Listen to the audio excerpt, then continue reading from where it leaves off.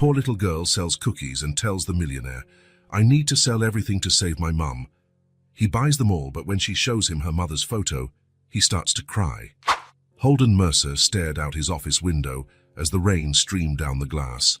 3:30 in the afternoon, and the sky was already as dark as night. He turned back to his desk, pushed some papers aside, and sighed.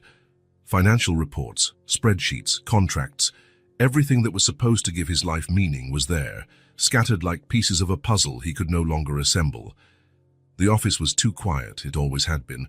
Holden liked it that way when he started working alone 5 years ago. No colleagues asking about his weekend, no small talk in the hallway, just him, the numbers, and the hum of the computer.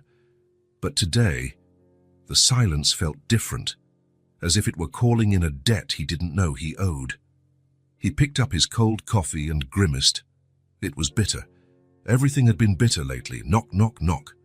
The knocks on the door were quick, almost desperate. Holden frowned. No one came to his office without an appointment. He didn't even have a receptionist. He preferred it that way.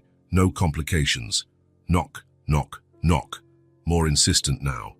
Holden stood up slowly, adjusted his tie, and walked to the door. When he opened it, he could hardly believe what he saw. A little girl, soaked from head to toe, was standing in the hallway. She must have been about 5, too small to be there alone. Her brown hair was stuck to her face, her drenched jacket dripping onto the floor. But what stood out the most were her eyes. Large, dark, with a determination that didn't match her age.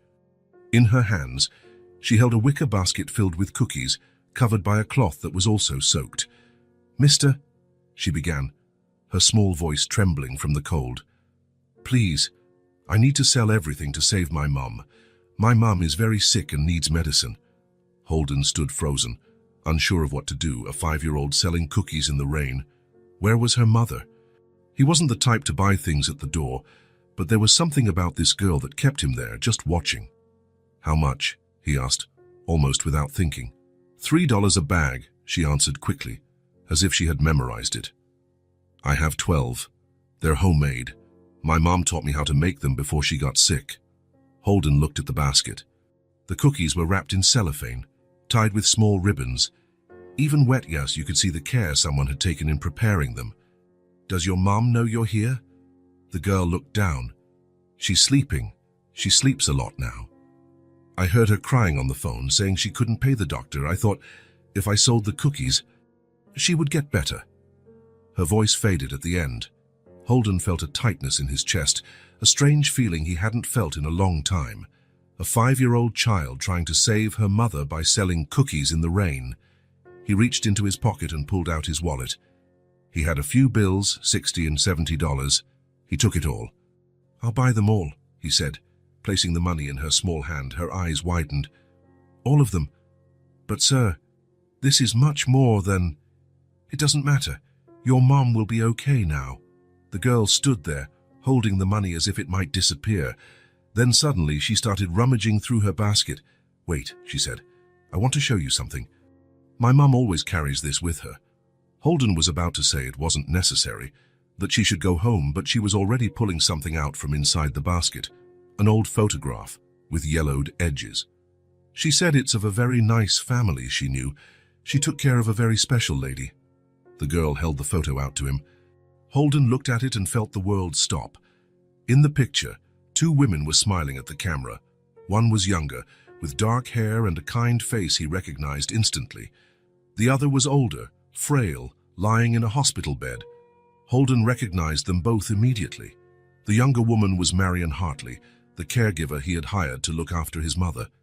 The older woman was Ruth Mercer, his mother. "Marion," he whispered, unable to look away from the photo. "You know my mom?" the girl asked, surprised. Holden didn't answer. He couldn't. The photo was trembling in his hands. He remembered those days perfectly. Marion had stayed with Ruth until the end, caring for her when he didn't have the courage to stay. She held his mother's hand on difficult nights, talked to her when the pain was too much. Holden would show up occasionally, always in a hurry, always with an excuse not to stay long. But Marion was always there. In the final days, when Ruth could barely open her eyes, she was still there. "She always talks about that lady," the girl continued. She said she was very special, that taking care of her was one of the most important things she's ever done. My mum would cry when she told me how the lady would hold her hand and thank her for everything. Holden handed the photo back. He didn't trust his own voice. Ruth had held Marion's hand, had thanked her. He didn't even know that. "What's your name?" "Tessa. Tessa, you need to go home now and tell your mum that someone who knew Mrs. Ruth sent help." She nodded and put the photo back in the basket. "Thank you, sir. My mum won't believe it. She always says there are still good people in the world." Holden closed the door slowly after Tessa left. He leaned his back against the wall and closed his eyes. His mother had been dead for 2 years, but suddenly it felt like yesterday. He could hear her voice, soft and tired, asking when he would visit again. He went back to his desk and tried to work, but the words in the report seemed jumbled. His mind was elsewhere, in a hospital room where a woman named Marion was caring for his mother while he hid behind excuses. He had paid for the most expensive caregiver in the city. He thought that was enough, that money solved everything. But Marion wasn't just a caregiver. She was a daughter, a mother. And now she was sick. While her own 5-year-old daughter was out in the rain trying to save her, Holden pushed the papers away. For the first time in a long time, his work didn't matter. Nothing mattered except the image of that soaked little girl, holding a photo that showed a truth he had avoided facing. Marion had done for his mother what he couldn't. She had been present. She had cared. She had held her hand when she needed it most. Outside, the rain continued to fall, but inside the office, something had changed. Holden didn't know what he was going to do yet, but one thing was certain: he wouldn't be able to forget the eyes of that little girl, nor the face in the photograph that he recognized too late. Holden closed the door slowly and returned to his desk. The spreadsheets were still there, waiting, but he couldn't focus on the numbers. Every time he tried to read a line, he saw Tessa's big eyes, wet and determined. A 5-year-old girl trying to save her mother. He pushed the keyboard away and leaned back in his chair. The photo she had shown him wouldn't leave his mind. Marion holding his mother's hand. Ruth smiling, even frail, even sick. When was the last time he had seen his mother smile? The clock on the wall read 4:30. He still had work to do, calls to return, reports to review. But none of it mattered now. His mind was elsewhere, in a past he had tried to forget. Ruth, sick. The words echoed in his head like an echo that wouldn't die. He remembered the day he learned of the diagnosis. He was in a meeting when the phone rang. It was the family doctor. "Mr. Mercer, I need to speak with you about your mother. The cancer has spread." Holden had excused himself from his colleagues, left the room and listened as the doctor explained about treatments, about time, about care. But the only thing he could think was, "I don't know how to do this." So he hired Marion, the best caregiver money could buy. Problem solved, right? He could keep working, living his life, while someone more competent handled the situation. But now, sitting in the silent office, Holden realized how wrong he had been. Marion hadn't just been an employee. She had been the daughter he couldn't be. The phone rang, making him jump. It was a client asking about an investment. Holden responded on autopilot, giving the man the information he needed. When he hung up, he realized he didn't remember a thing he had said.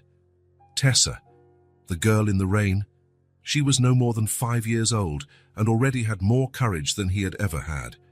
While he hid behind excuses and important meetings, a child left home alone to save her mother. Why was I never as brave as that little girl? The question hit his mind like a slap in the face. He tried to push it away, but it came back, stronger. Why? Why did a 5-year-old child have more courage than a 42-year-old man? Holden stood up and walked to the window.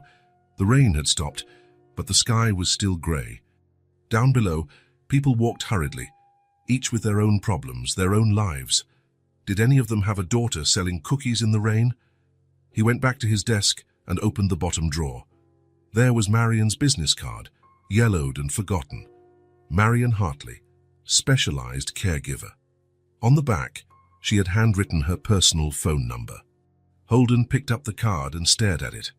How many times had he called that number? 2, 3 times at most. Always to ask about medication or schedules, never to ask how Ruth was feeling, never to say thank you. He placed the card on the desk and tried to get back to work. But Tessa's words kept echoing. She said taking care of her was one of the most important things she's ever done. Important. Taking care of Ruth had been important to Marion, more important than the salary, more important than the job. She had seen Ruth as a person, not an obligation. And what had he seen? An inconvenience, a problem to be solved with money. Holden closed his eyes and forced himself to remember. The first few days after the diagnosis, Ruth trying to act as if nothing had changed, making dinner for him when he visited, asking about his work. She was dying, but she was still trying to take care of him. And how did he react? By visiting less, always in a hurry, always with an excuse on the tip of his tongue. I have an important meeting tomorrow, Mum. The client is waiting, I have to go. I'll try to come back next week. Lies, all lies. He didn't have meetings that were that important. He didn't have clients who couldn't wait. He was just scared. Scared of seeing his mother wither away. Scared of not knowing what to say. Scared of facing reality. So he let Marion do the hard work. She was the one who held Ruth's hand when the pain was too much. She was the one who talked to Ruth on long nights. She was the one who was there when Ruth needed someone. Holden opened his eyes and looked at the clock. 5:30. Normally he would work until at least 7, but today he couldn't. He put the papers in the drawer and grabbed his coat. The drive home flew by. He drove on autopilot, his mind elsewhere. When he parked in the garage, he didn't even remember leaving the office. The house was silent. It always was. Holden had lived alone since his mother died. Before that, she had her own apartment, but he always hoped she would show up by surprise like she used to. Now the house was all his, big, clean, empty. He went to the kitchen and opened the fridge. There was some leftover Chinese food, a bottle of water, beer. Nothing that looked like a real meal. When was the last time he had cooked anything? He grabbed a beer and sat on the living room sofa. The television was off, but he made no move to turn it on. He just sat there, drinking and thinking. Tessa, 5 years old, selling cookies in the rain to save her mother. Ruth, sick, waiting for a son who never showed up. Marion, caring, being present when it mattered. The hours passed slowly. Holden drank another beer, then another. He wasn't used to drinking so much, but today was different. Today he didn't want to think clearly. But the more he drank, the more the memories came back. Ruth teaching him to ride a bike. Ruth taking care of him when he was sick. Ruth making his favorite dishes on his birthdays.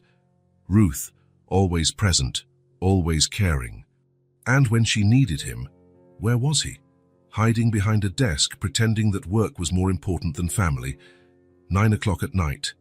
The phone rang. It was a colleague, wanting to discuss a project. He hung up without answering.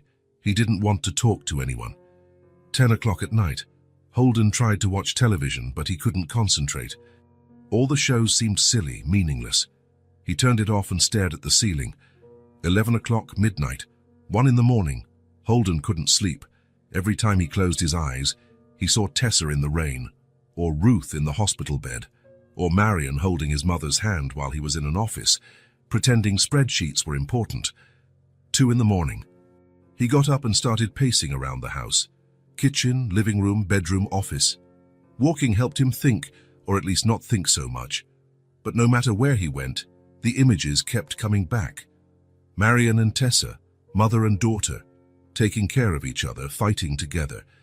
He stopped in front of his bedroom window. Outside, the city was asleep. But somewhere, a 5-year-old girl was awake, maybe worried about her sick mother. Somewhere, a woman who had cared for Ruth so lovingly was fighting her own illness. She took care of my mother when I didn't have the courage. Now she's the one who needs help. The thought appeared in his mind like a light switching on. Marion had been there for Ruth when she needed her. Now it was Holden's turn to be there for Marion, but how? He didn't even know where they lived. He didn't have their address, didn't have a current phone number. All he knew was that a 5-year-old girl was selling cookies in the rain to save her mother. 3 in the morning, 4 in the morning, 5 in the morning. Holden kept pacing the house, unable to stop thinking. Unable to stop seeing Tessa's face, her big, determined eyes. When the sun began to rise, Holden made a decision. He wasn't going to run anymore. He wasn't going to hide behind excuses. Marion had done for his mother what he couldn't. Now it was his turn to repay her. He picked up the phone and dialed a number he knew by heart. "Marcus, it's Holden. I know it's early, but I need you to do me a favor." Marcus had been his personal assistant for 5 years, efficient, discreet, capable of solving any problem. If anyone could find Marion and Tessa, it was him. "What do you need, Mr. Mercer?" "I need you to find the address of a woman named Marion Hartley. She was my mother's caregiver 2 years ago. She has a 5-year-old daughter named Tessa." "Right, it might take a while, but I can—" "Today, Marcus," Holden interrupted him. "Find out where they live. Today." There was a pause on the other end of the line. "Understood, sir.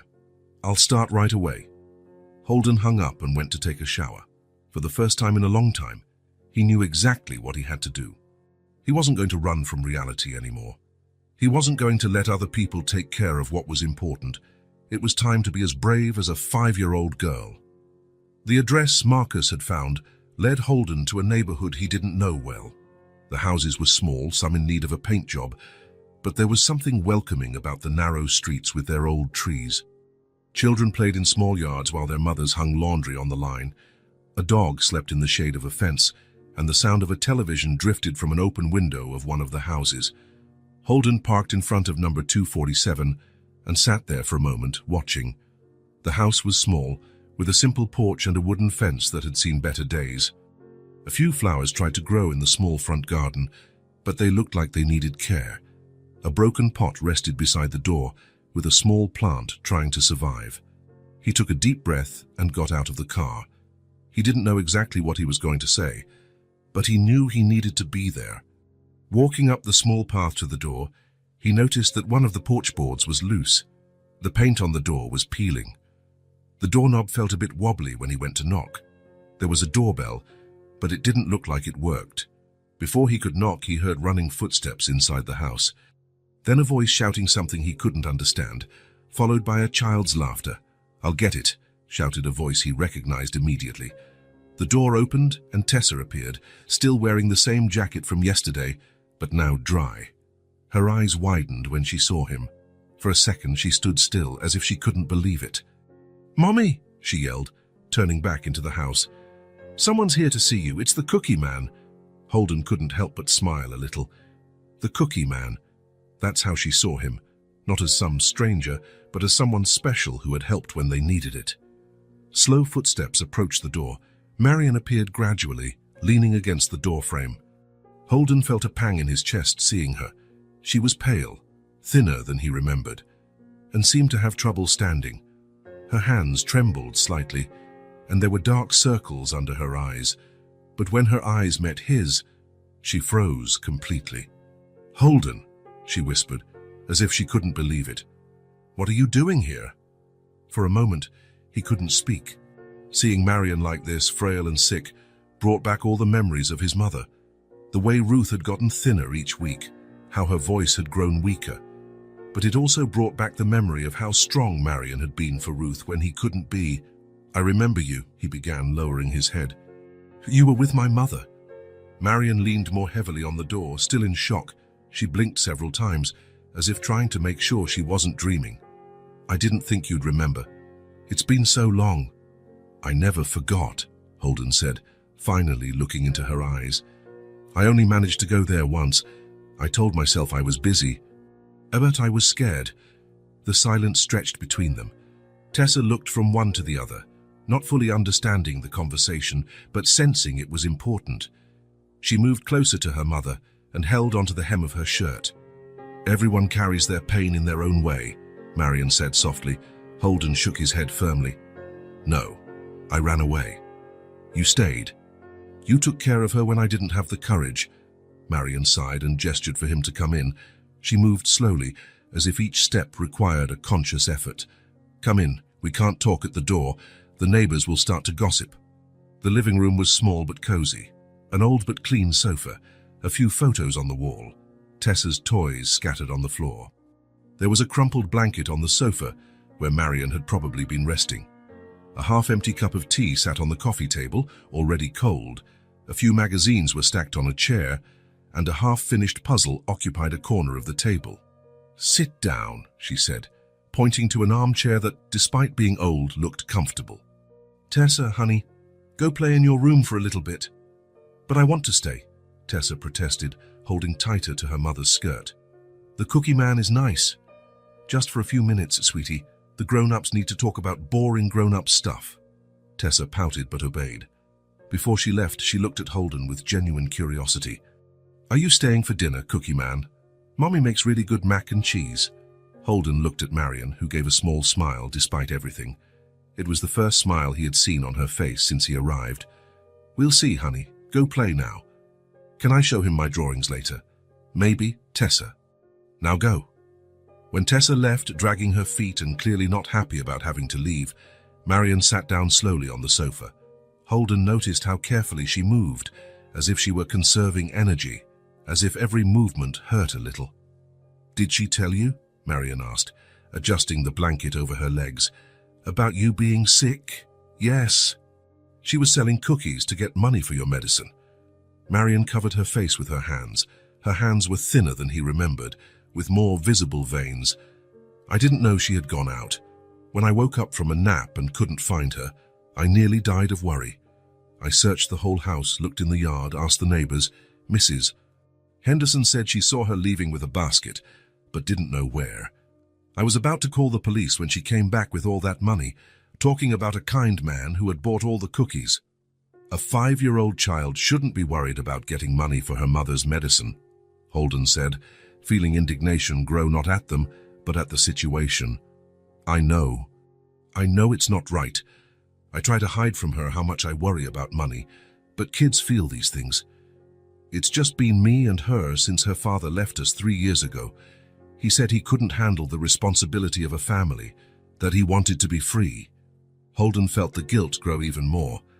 While he was isolating himself in his office, complaining about problems that weren't really problems, Marion was raising a daughter alone and fighting an illness.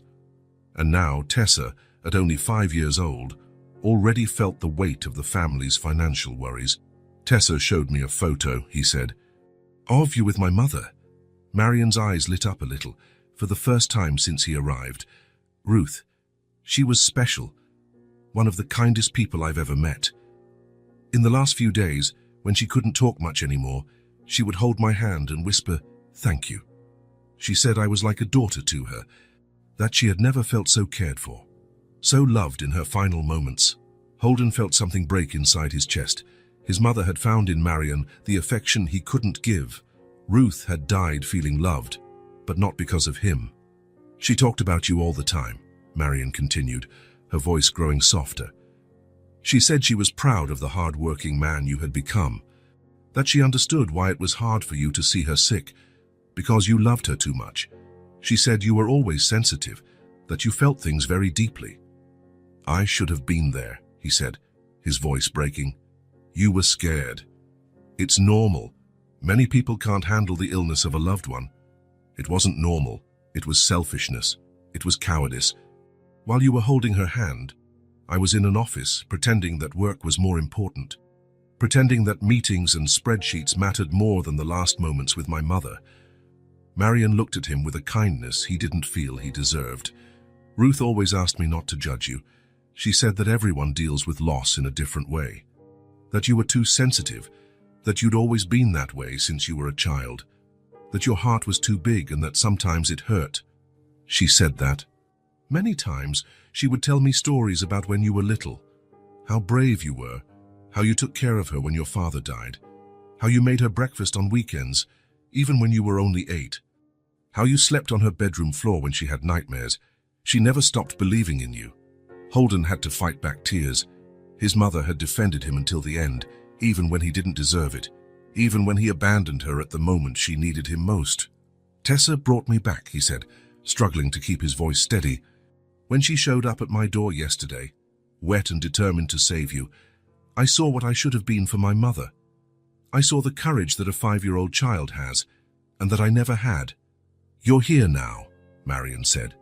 "That's what matters. Ruth always said you would come back when you were ready." Holden stood up and went to the window. Outside, Tessa was in the small yard, pushing an old swing alone.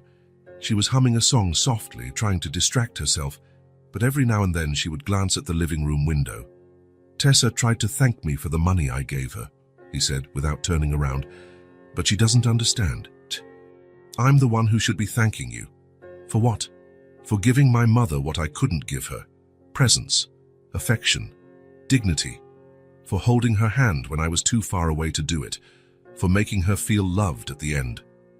He turned to Marion, and she could see the determination growing in his eyes. "The money I gave Tessa isn't enough. I want to truly help. I want to do for you both what you did for my mother." Marion shook her head, clearly uncomfortable. "Holden, you don't have to." "Yes, I do. Not for you, not just for you. For my mother, for me, for Tessa, for doing what's right." He paused. "What exactly did the doctor say?" "I want to know everything." Marion hesitated, her hands trembling as she picked up the cold cup of tea. She took a sip, even though it was cold, as if she needed something to give her strength. "That I need a treatment that I can't afford. Intensive chemotherapy for 6 weeks, then surgery to remove the tumor. That without the treatment, I have maybe 6 months. With luck, 8. And with the treatment, they say I have a 70% chance of full recovery, but it will cost over $100,000 between medications, hospitalization, surgery, and follow-up. And I would need to be hospitalized for a few weeks, then more appointments, follow-up exams for years." Holden didn't think twice. "Tice, I'm going to pay for the treatment. All of it, every cent." "Holden, that must cost." "It doesn't matter how much it costs. You're going to get the treatment. We're going to call the doctor today and schedule everything." Marion started to cry, covering her face with her hands. Her shoulders shook. "I can't accept this. It's too much. It's more than I could ever pay back in a lifetime. It's more than anyone should do for another person. You can and you will accept it." His voice was firm now, leaving no room for argument. "My mother would have done the same for you. And I should have done this a long time ago. I should have looked for you when I found out she had died." "Why do you want to do this?" she asked through her tears. "You barely know me. You don't owe me anything." Holden returned to the armchair and sat on the edge, looking directly at her. "Because you were there when I wasn't. Because you gave my mother dignity in her final moments. Because your daughter is 5 years old and shouldn't have to worry about losing her mother like I lost mine. Because it's what good people do for each other." They sat in silence for a moment. Marion wiped her tears while Holden tried to process the decision he had just made. It was a huge amount of money, but he had it. And for the first time in his life, he felt like he was spending money on something that truly mattered. "There's one thing," Marion said finally, her voice still trembling.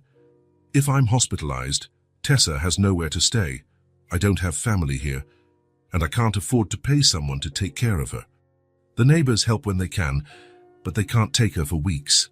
Holden looked out the window again. Tessa had stopped playing and was looking at the house, as if she knew something important was happening inside. She pressed her nose against the kitchen window glass, trying to see what was going on.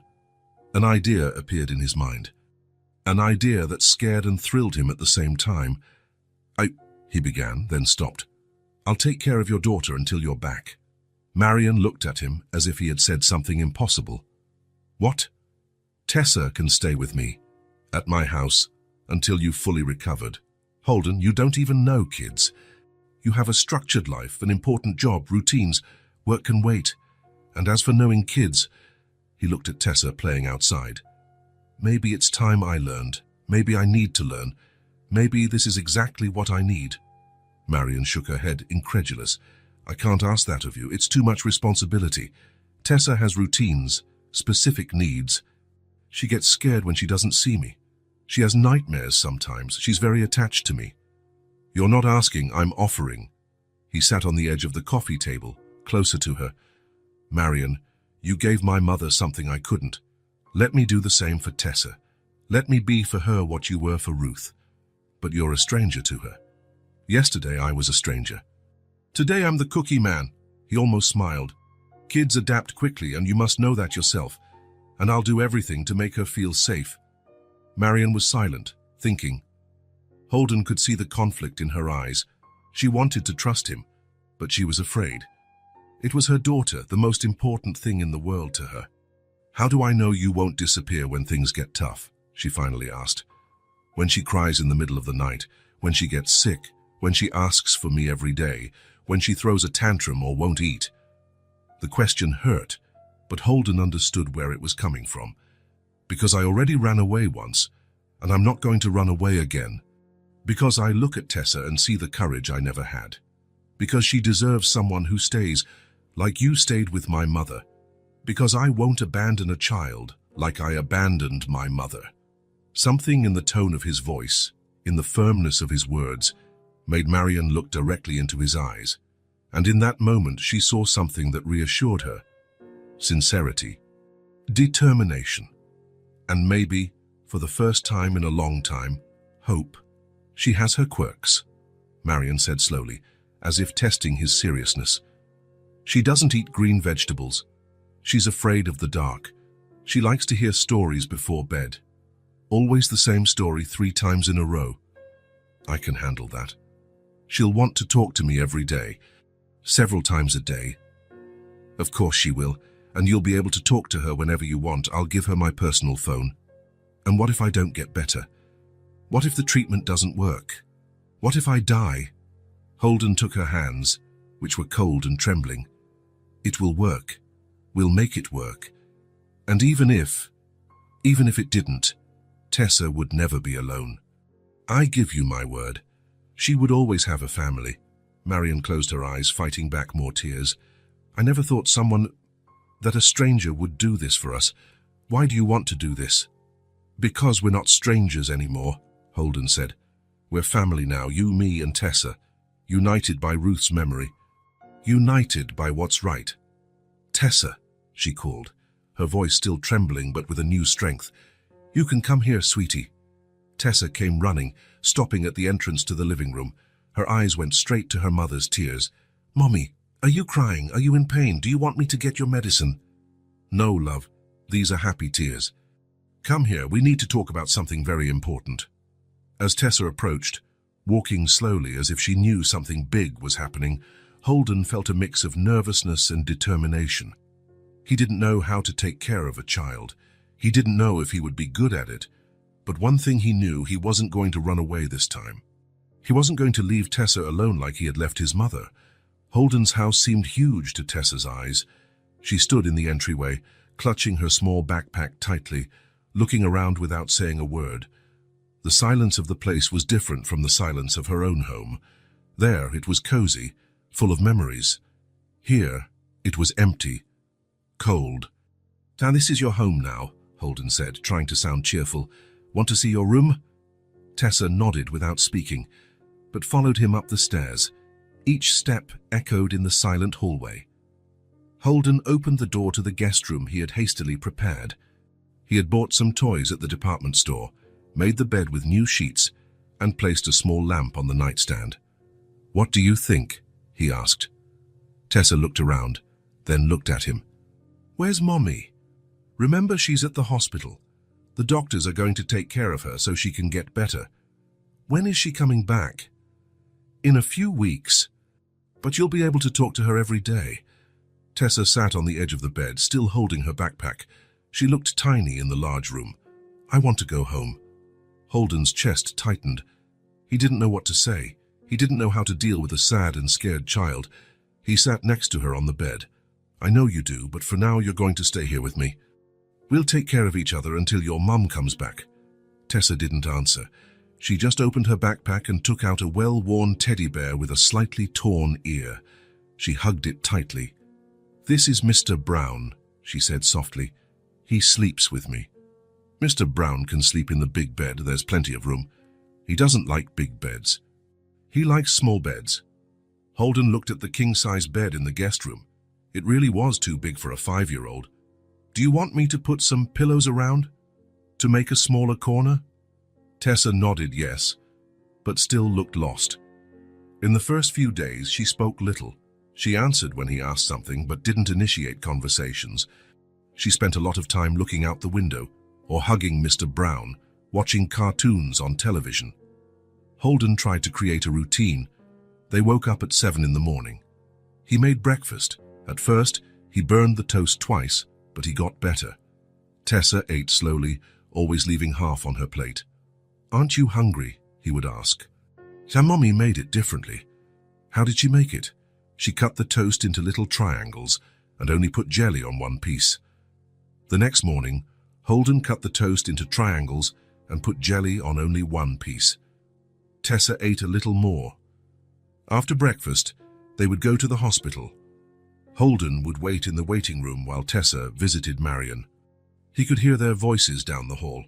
Tessa talking about the new house, about Mr. Brown, about how Holden burned the toast, and Marion laughing, even though she was weak. When Tessa came out of the visit, she was always more cheerful. But on the way back home, she would become quiet again. One afternoon, after 5 days of the silent routine, Holden tried a different approach. "Want to help me make dinner? I don't know how to cook. I don't know how very well either. We can learn together." Tessa looked at him with curiosity for the first time. "My mum taught me how to crack eggs." Perfect. We'll make scrambled eggs." They went to the kitchen. Tessa climbed onto a chair to reach the counter. She cracked 3 eggs, letting a few pieces of shell fall into the bowl. "Oops," she said. "No problem. We'll get them out." As they picked out the pieces of shell, Tessa began to relax a little. She whisked the eggs with a large fork, her tongue sticking out in concentration. "Is this good?" "It's perfect." When the eggs were ready, they sat at the kitchen table. It was the first meal they had together, where Tessa seemed at ease. "Holden," she said, chewing slowly. "Yes." "Why do you want to take care of me?" The question caught him by surprise. He stopped eating and looked at her. "Because your mum took care of my mum when she was sick. Now it's my turn to help." "Was your mum nice?" She was very nice." "I think you would have liked her." "Did she die?" "She did, but she knew your mum. They were friends." Tessa processed this information, swinging her little legs on the chair. "Will she take care of my mum in heaven if she dies?" Holden's throat tightened. "Your mum isn't going to die, Tessa. The doctors are going to take care of her. But what if she does?" He didn't know what to answer. He put his fork down and looked at her small hands, still holding her fork. "Your mum is strong. She's going to get better. Promise." Holden knew he couldn't promise something like that, but when he looked into her eyes, he couldn't say anything else. "I promise I'll do everything I can to make her better." The days went by and Tessa started talking more. She told stories about school, about her friends, about the things she did with Marion. Holden discovered she liked to draw, so he bought colored pencils and paper. She drew their old house, her mom, Mr. Brown, and then she drew the new house and with him beside her. "This is you," she said, pointing to a stick figure with dark hair. "And this is me, and this is Mr. Brown. It's very beautiful. I'm going to show Mommy tomorrow." One night, 2 weeks after Tessa had arrived, Holden was washing dishes when he heard a strange noise coming from her room. He went upstairs and found the door ajar. She was sitting on the bed, hugging Mr. Brown, sobbing softly. "Tessa, what happened?" She looked at him with red eyes. "I dreamed that Mommy went away and never came back." Holden sat on the edge of the bed. "It was just a dream. Your mom is coming back. But what if she forgets about me? She would never forget you. You're the most important thing in the world to her." Tessa wiped her nose on her pajama sleeve. "Is Mommy going to die?" she asked in a small voice. The question he dreaded most. Holden looked at her, at this small, scared child, and didn't know how to answer. How do you explain to a 5-year-old that life is sometimes unfair, that sometimes people get sick, that sometimes doctors can't cure everyone? He said nothing. He just took her small hand and held it gently. "I'm scared," she whispered. "I get scared sometimes too." "You do?" "I do. When my mum got sick, I was very scared." "What did you do?" Holden hesitated. He couldn't tell her that he ran away, that he hid, that he let someone else take care of everything. "I tried to be brave, like you're being." "I'm not brave, I'm scared of everything." "Being brave isn't about not being scared. It's about doing the right thing even when you are scared. Tessa thought about this for a moment. Like selling cookies in the rain. Exactly. Like selling cookies in the rain to help your mum. She snuggled closer to him. Can you stay until I fall asleep? Of course. Holden sat on the edge of the bed until her breathing became slower and more regular. When he was sure she was asleep, he stood up slowly and was about to leave the room. Holden, she whispered in the dark. Yes, thank you for taking care of me. The next day, after the hospital visit, they were sitting in the kitchen drinking juice when Tessa started to talk. This time, she didn't seem scared. She seemed to need to tell him. Mommy used to work at a laundromat, she said, swinging her legs on the chair. She would leave early and come back late. Her hands were always red from the cleaning chemicals. Holden stopped drinking and paid attention. One day she came home crying. She said they let her go because the laundromat was closing. We ran out of money. Tessa looked at her cup. I saw her crying a lot in the kitchen when she thought I was asleep. She would look at the bills on the table and cry.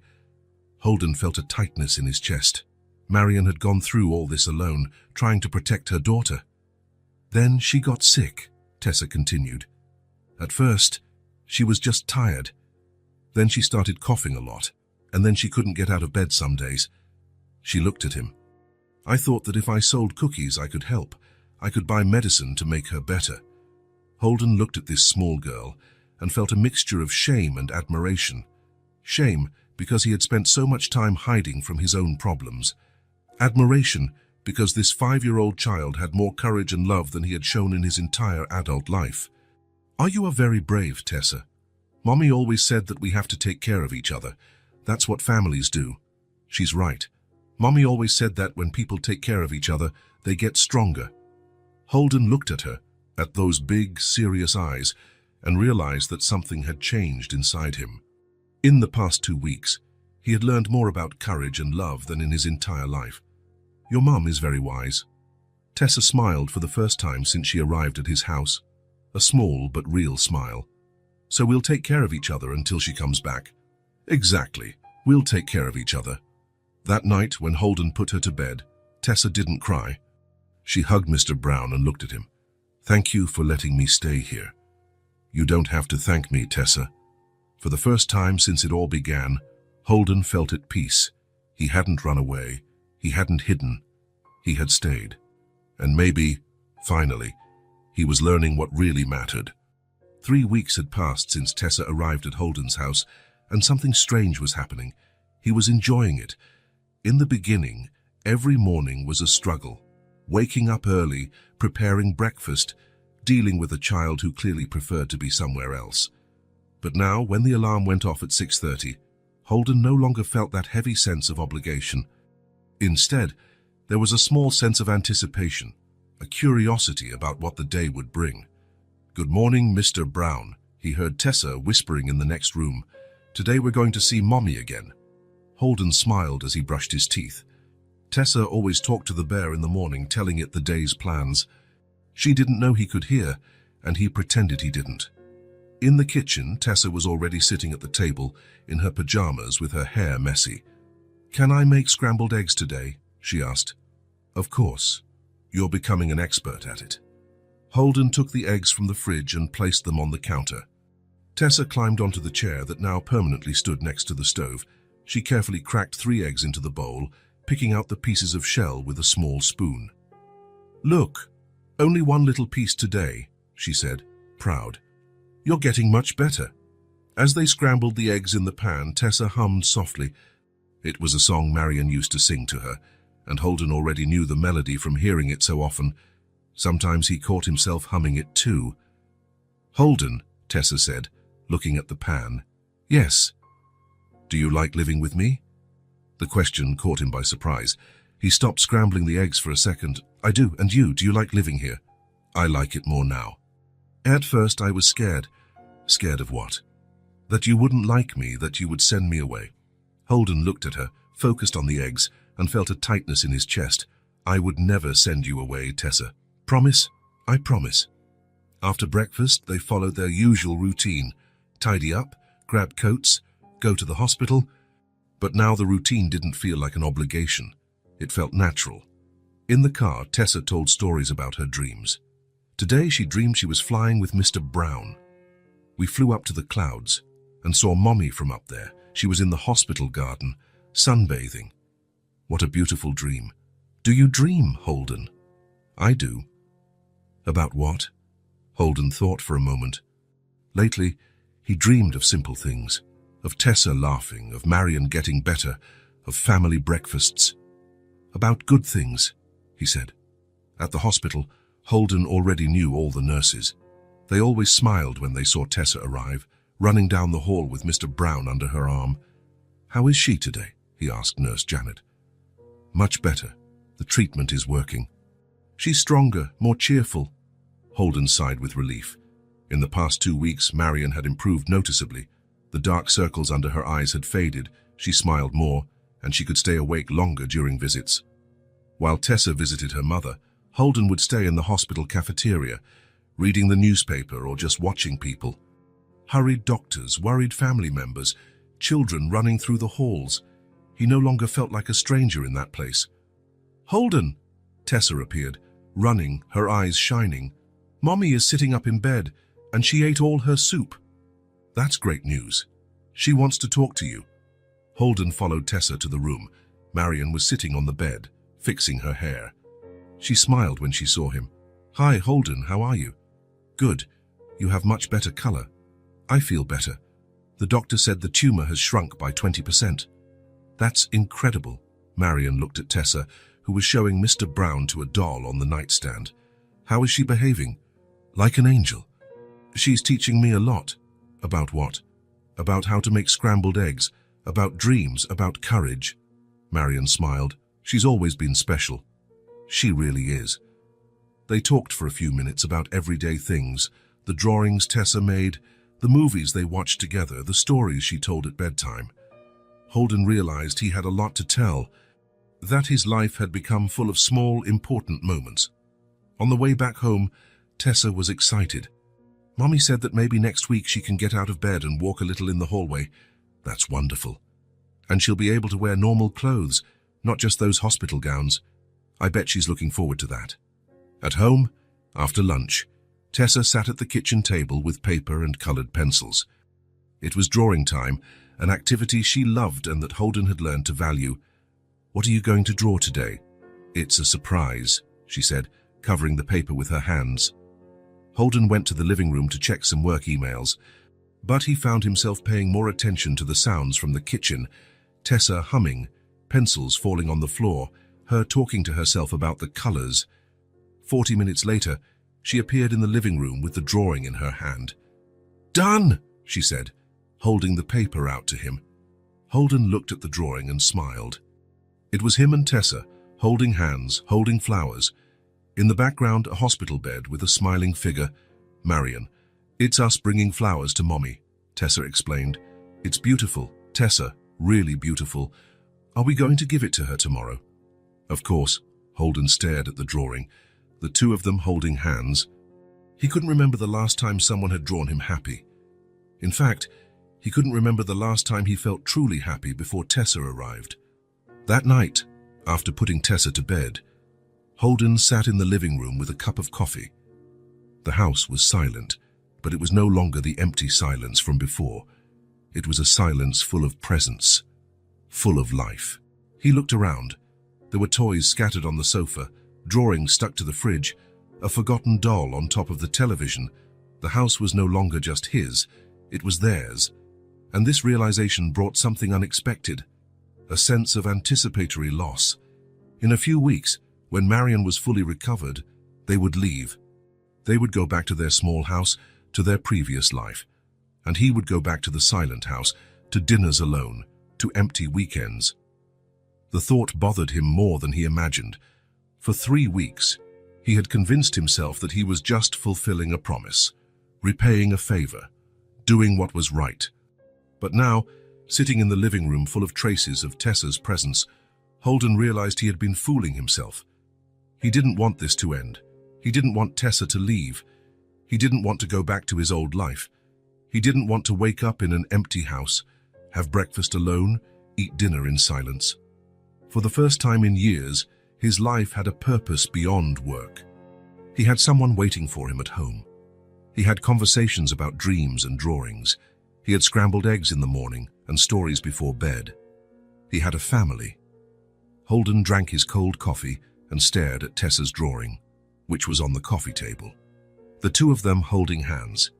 He wondered if it was selfish to want this to continue. If it was fair to wish for Marion to take longer to recover. No, he didn't want that.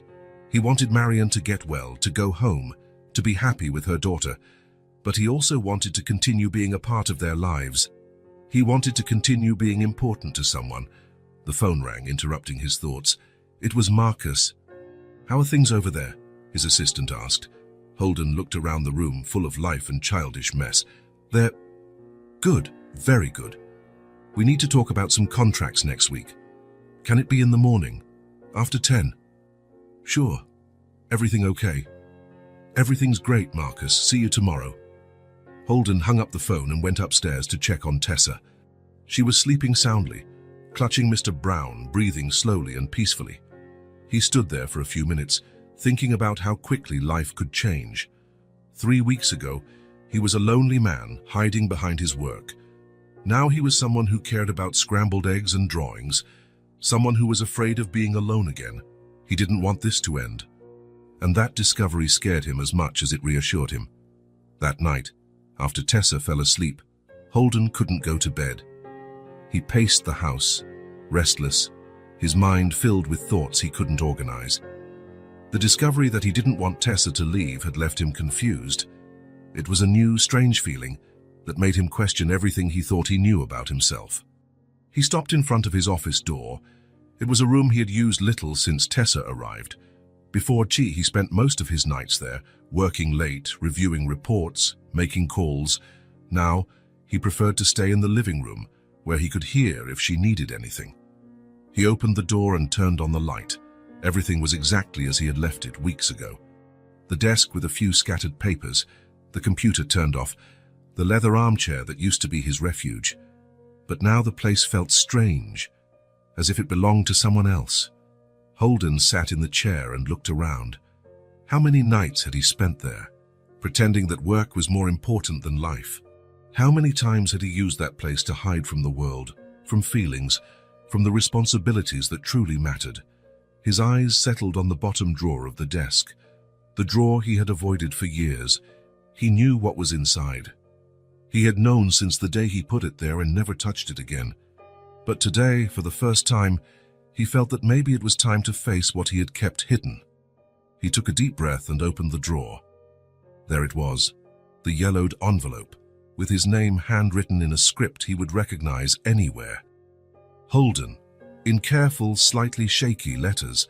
It was the letter Ruth had left for him, the letter he never had the courage to open. He picked up the envelope carefully, as if it might fall apart in his hands. The paper was yellowed at the edges, and there was a small stain of what looked like coffee in the bottom corner. He vaguely remembered spilling coffee on the hospital table when the nurse handed him the letter. Back then, 2 years ago, he couldn't open it. He told himself he wasn't ready, that he would read it when the pain passed, when he could think of Ruth without feeling that tightness in his chest. But the days passed, weeks, months, and the letter remained unopened in the drawer. Now, with Tessa sleeping in the next room, with Marion getting better in the hospital, with his life completely transformed by 2 people he barely knew a month ago, Holden felt he was finally ready. Or maybe he was ready because now he understood what was truly important. He turned the envelope in his hands. The seal was loose at the edges but still held. Ruth had sealed the letter carefully, as if she knew it would take him a while to open it. He took a deep breath and broke the seal. Inside was a folded sheet of paper and something else that looked like a photograph. He took the letter first, unfolded it slowly, and immediately recognized his mother's handwriting. The letters were shakier than usual, probably written in one of her last days. "My dearest son." Holden stopped. Just that first line made his eyes well up. It had been so long since he had heard his mother's voice, and now it was as if she were there, speaking to him. "I know you've always been afraid to talk about what you feel. Since you were little, you kept everything inside. Remember when your father died? You were 8 and you didn't cry once in front of me, but I heard you crying into your pillow at night." A tear fell onto the paper. Holden quickly wiped it away, afraid of smudging the words. "I never wished for you to be different. You were always sensitive, always felt things more deeply than others, and I always knew that was a gift, even when it seemed like a difficulty." He paused his reading for a moment. Ruth knew. She always knew he couldn't handle difficult feelings, and yet she never judged him for it. "I know you feel guilty for not coming to see me more often, but I want you to know that I understand. Watching someone you love fade away is one of the hardest things in the world, and you love me too much not to suffer from it." The tears were falling freely now. Holden didn't even try to wipe them away. "I want you to know that Marion was a gift in my life. She cared for me as a daughter would. She talked to me about you, about life, about dreams. She gave me dignity when I needed it most. And I know that one day you will understand why I am telling you this." Holden stopped reading. Marion. Ruth was talking about Marion in the letter, as if she knew that one day they would meet again. "I only hope that when the time is right, you will open your heart. That you will stop hiding behind work and excuses. That you will let people into your life for real. Love is the only thing that's worth it, my son. It's the only thing that remains when all else is gone." Holden had to stop reading. He placed the letter on the desk and covered his face with his hands. Ruth knew. She knew he was hiding, that he was wasting his life afraid to truly commit. "Be happy, Holden. Allow yourself to be happy, and when you find someone worth loving, don't let them go. Life is too short to waste on fear. With all my love, always, Mom." Holden sat in silence for long minutes, just looking at the letter. His mother's words echoed in his mind. "When you find someone worth loving, don't let them go." He thought of Tessa sleeping in the next room, of Marion getting better in the hospital, of how his life had gained meaning since they arrived. Was this what Ruth meant? Was this what she knew would happen? He remembered there was something else in the envelope. He picked up the photograph that was at the bottom. It was Ruth smiling, but she wasn't alone. She was hugging Marion, and both were smiling at the camera. Ruth looked frail but happy. Marion looked young and caring. There was something in the photo that conveyed genuine affection, true friendship. Holden turned the photo over. On the back, in shaky letters clearly written with difficulty, it said, "My caregiver, my great friend." He pressed the photo against his chest and closed his eyes. Now he understood why Ruth had mentioned Marion in the letter. She knew Marion was special. She knew that one day he would need to understand the value of what she had done. And maybe, in some mysterious way, Ruth knew that one day he would find Marion again, that he would find Tessa, that his life would become intertwined with theirs in a way he never imagined. Holden sat there for a long time, holding the photo, rereading parts of the letter.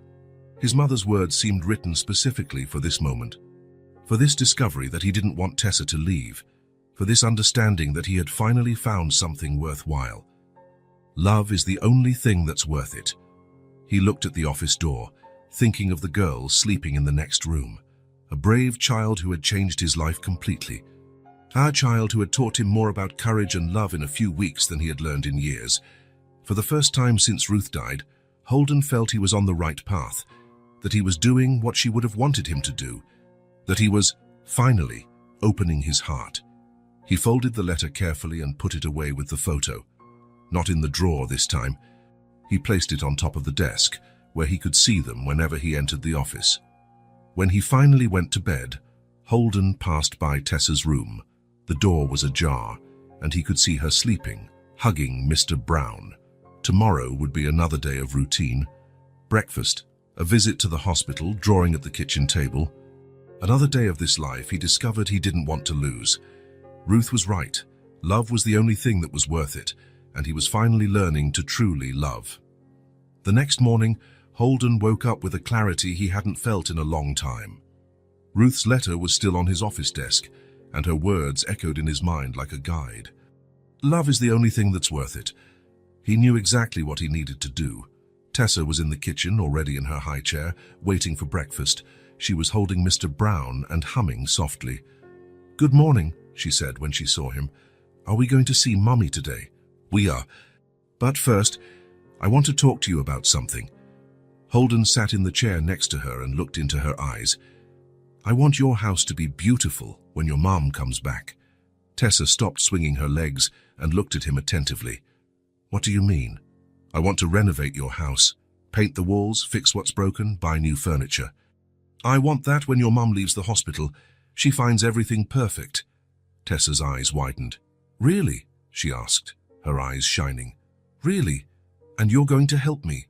You'll choose the colors, the furniture, everything. What do you think? Tessa jumped out of her chair and ran to hug him. Can I choose the color of my room? You can choose the color of the whole house if you want. And will Mommy like it? I'm sure she will. After breakfast, they went to the hospital first. Marion was sitting in an armchair next to the bed, reading a magazine. She was visibly better. Her cheeks had more color, her eyes were brighter. Mommy! Tessa ran to hug her. Holden is going to renovate our house. Marion looked over Tessa's head at Holden, confused. Renovate? It's a surprise, Holden said. For when you come home, Holden, you don't have to... Yes, I do. And Tessa is going to help with everything. She's going to be the architect. Tessa laughed out loud. I don't know what an architect is. It's the person who decides how things will look, Holden explained.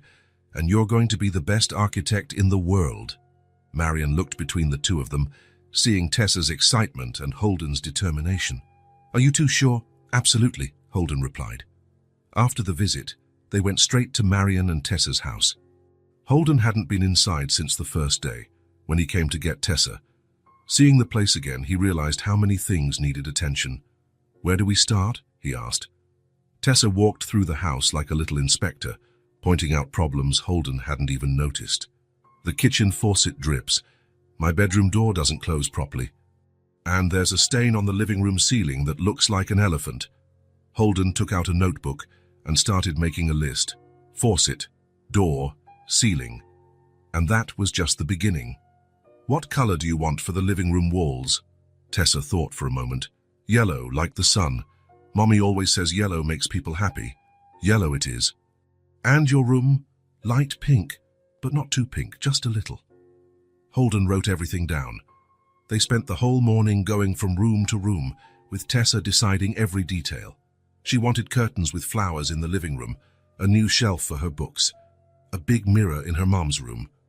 What if we put a special lamp here? She asked, pointing to a dark corner of the living room. What kind of lamp? One that makes pretty shadows on the ceiling. I saw one in a store once. Holden wrote down, special lamp. In the afternoon, they went to the stores.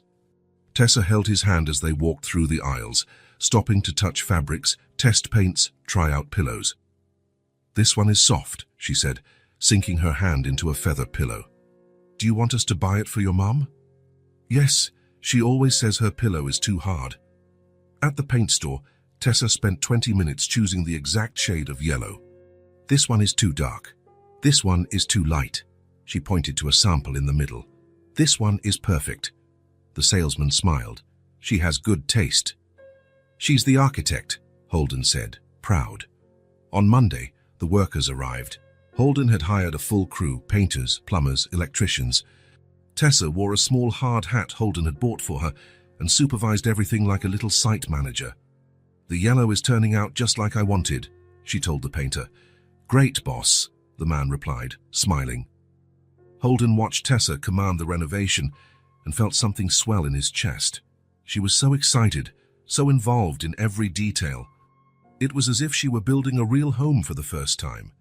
And he felt it too. For the first time in his life, he was building something for someone he loved. Not out of obligation, not for money, but for pure and simple love. In the following days, the house was completely transformed. The yellow living room walls turned out exactly as Tessa had imagined, cheerful and welcoming. Her room was painted the perfect shade of light pink, and Holden had small clouds painted on the ceiling. Now it feels like I'm sleeping in the sky, she said, lying on her new bed. Marion's room was painted a soft blue, and Holden installed the large mirror Tessa had chosen. He bought new furniture, curtains with flowers, a comfortable armchair for the living room. Something's missing, Tessa said, looking at the finished living room. What? Real flowers. Mommy loves flowers. Holden had vases of fresh flowers delivered to every room. Roses in the living room, daisies in the kitchen, lilies in Marion's room. The special lamp Tessa wanted projected stars onto the living room ceiling when turned on. She lay on the floor for 10 minutes, looking up. "It's magical," she whispered. On Thursday, when the renovation was almost complete, Holden installed the last surprise. A small bookshelf in Tessa's room, painted the same pink as the wall, filled with new books. "So you'll never run out of stories to read," he said. Tessa ran her fingers over the books one by one. "Mommy is going to cry when she sees all this." "Why?" "Because she'll be so happy. She always cries when she's very happy." On Friday, the house was ready. Holden and Tessa did a final inspection, checking every detail. "It's perfect," Tessa said, spinning in the middle of the living room. "Mommy is going to love it." Holden looked around the transformed house and felt a satisfaction unlike anything he had ever experienced. It wasn't the satisfaction of closing a deal or landing an important client. It was the satisfaction of building something with love, of creating a home for people he cared about.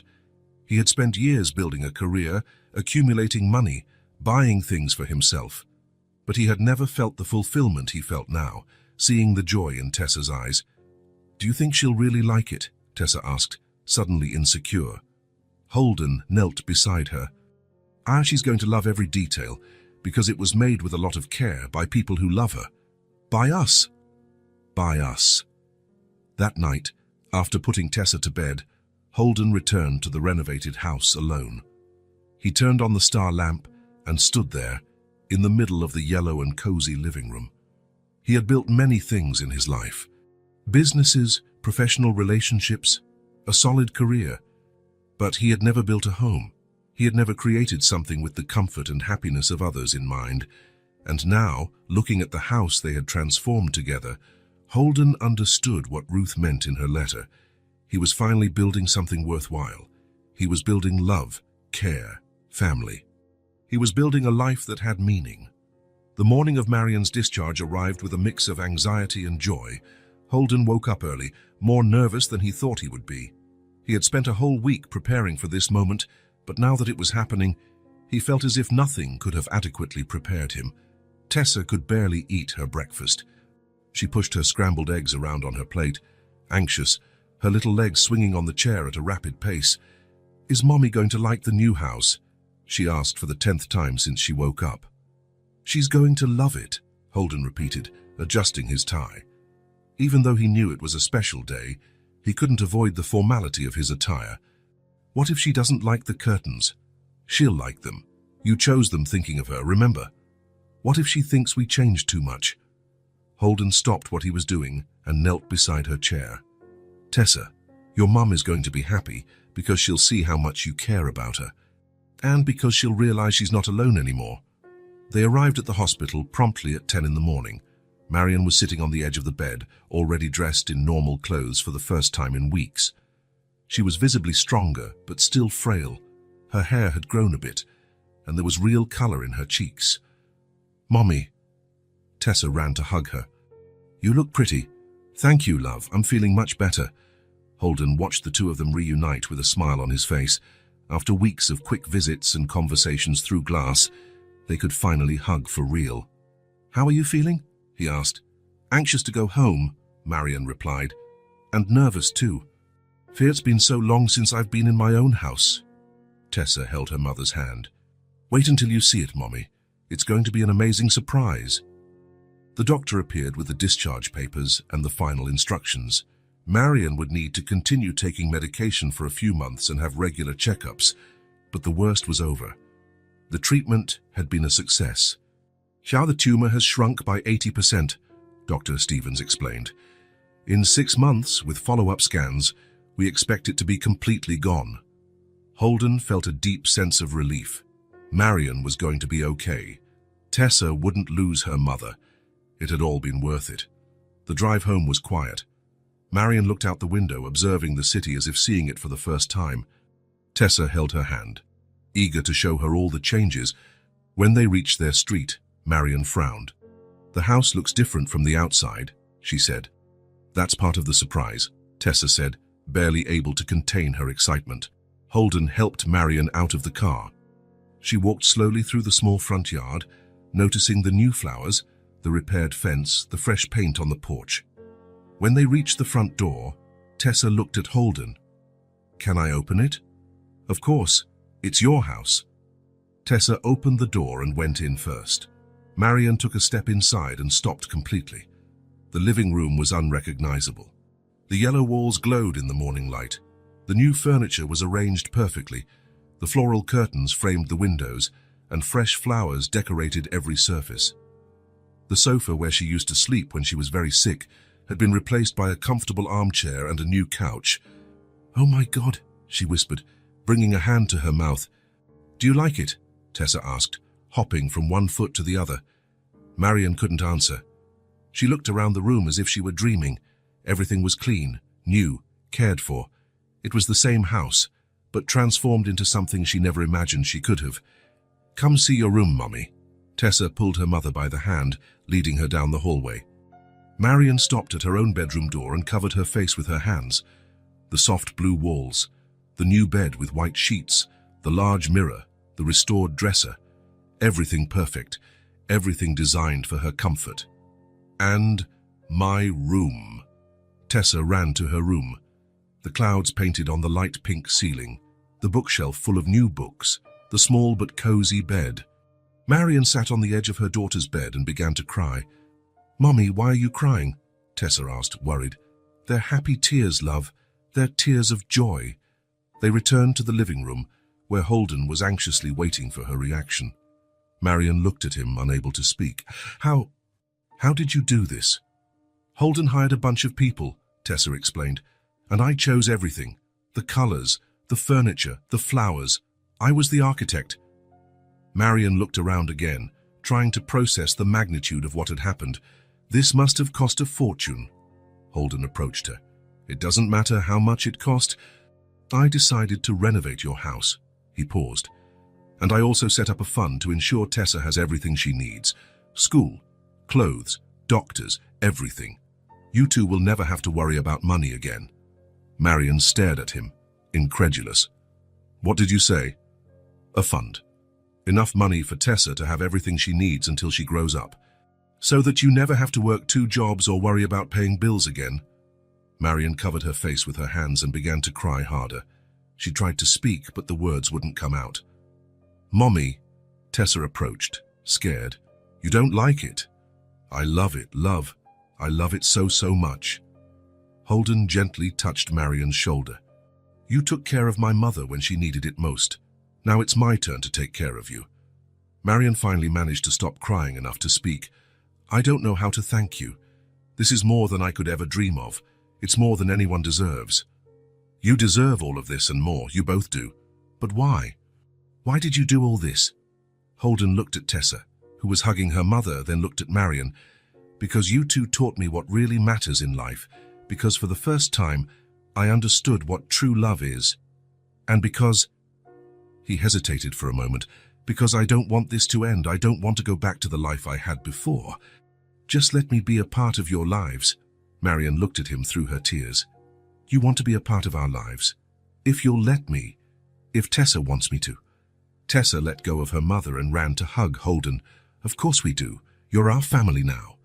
Marion stood up slowly and approached the two of them. "Holden, you saved our lives. Literally. You saved my life and gave my daughter a future. How can I say no?" The three of them hugged in the middle of the yellow room, surrounded by flowers and light. For the first time in a long time, they all felt complete. A few weeks later, on a Sunday morning, Holden woke up early and went alone to a place he hadn't visited in months. The cemetery was quiet, with only the sound of birds and the wind in the trees. He walked to Ruth's grave and placed white flowers, her favorite, in the vase next to the headstone. He stood there for a moment, just looking at the name engraved on the stone. "Hi, Mum," he said softly. "I know it's been a while since I've been here. But I had some things to take care of first." The wind rustled the flowers. "It took me too long to understand what matters. I spent so much time afraid to feel, to truly commit, that I almost missed my chance to be happy. He took a deep breath. But I think I've finally learned now. Holden told Ruth about Tessa, about Marion, about how they had changed his life, about the house renovation, about the fund he created, about how he felt complete for the first time. The letter you left, it came at the right time. You always knew I would need it one day, didn't you? He stood there for a few more minutes, feeling a peace he hadn't experienced in years. He was finally doing what Ruth would have wanted him to do. He was truly living. A few hours later, Holden parked in front of the yellow house. Before he even got out of the car, the door opened and Tessa came running out. "Holden!" she yelled, jumping into his arms. "You're here!" "Of course I'm here. I promised I'd be here every Sunday." Marion appeared at the door right behind her, a calm smile on her face. She was wearing a light blue dress and looked healthier with each passing day. "I thought you weren't coming today," she said, teasing. "I promised I'd be here every Sunday," Holden replied, carrying Tessa in his arms. "And you always keep your promises," Tessa said, kissing his cheek. They went into the house that now felt like a real home. Marion made coffee while Tessa showed Holden the homework she had to do. "It's about family," she explained, spreading her books on the kitchen table. "I have to draw my family and write about each person." "That's cool. How are you going to draw it?" "You, me and Mommy, and Mr. Brown too, of course." Holden helped Tessa with her homework while Marion finished lunch. Every now and then, she would look at the two of them bent over the books and smile. This was exactly how she had always imagined life should be. That afternoon, after lunch, they sat in the yellow living room. Marion read a book in the new armchair. Tessa drew on the floor, and Holden helped her choose the right colors. "This one for Mommy's dress," Tessa said, showing him a pink pencil. "Perfect." Holden looked around the room, at Marion focused on her reading, at Tessa spread out on the floor with her drawings, at the fresh flowers on the table, at the golden afternoon light streaming through the curtains Tessa had chosen. For the first time in his life, he felt like he belonged somewhere. He wasn't just a visitor or a helpful friend. He was a part of it. He was family. Ruth was right. Love was truly the only thing that was worth it. And finally, after so much time running from it, Holden had learned to truly love. The following week, Holden made a decision that surprised even himself. He drastically reduced his workload, starting to work only part-time. For the first time in years, the office was no longer the center of his life. Now his mornings were different. He took Tessa to school when Marion had doctor's appointments. He had lunch with them on Saturdays. He helped with the shopping, with small repairs around the house, with everything a family does together. "Don't you miss work?" Marion asked one afternoon as they had tea in the yellow living room. "No," Holden replied, watching Tessa play with Mr. Brown on the rug. "For the first time in my life, I know exactly where I want to be." Marion smiled. "Ruth would be proud of you." "I hope so." That night, after Tessa went to sleep, Holden and Marion sat talking in the living room. It was something that happened more frequently lately, quiet conversations about the day, about plans for the future, about life. "Sometimes it still feels like a dream," Marion said. "All of this. The house, the security, you being a part of our lives. It feels like a dream to me too. But it's the best dream I've ever had. You know you don't have to do all this, right? You've already done more for us than we could ever imagine." Holden looked at her, at the woman who had cared for his mother so lovingly, who was now an essential part of his life. "I do it because I want to, because you're my family now, and family takes care of each other." Marion smiled, and in that smile, Holden saw gratitude, affection, and something deeper that was beginning to grow between them. "Thank you, Holden, for everything, for giving us a chance to start over. Thank you for letting me start over too." When he got home that night, Holden passed by his office and saw Ruth's letter still on the desk. He picked it up and reread it one more time. "Love is the only thing that's worth it." He smiled and carefully put the letter in the drawer, not to hide it, but to protect it. One day, maybe, he would show it to Tessa. He would tell her about the grandmother she never knew, but who had somehow made it possible for them to meet. For now, it was enough to know that Ruth was right. Love was indeed the only thing that was worth it. And finally, at 42, Holden had learned to truly love. And best of all, he had a family who loved him back. If this story touched your heart, subscribe to the channel and turn on notifications so you don't miss the next ones. Leave a like because it helps this story get recommended to more people. See you in the next story.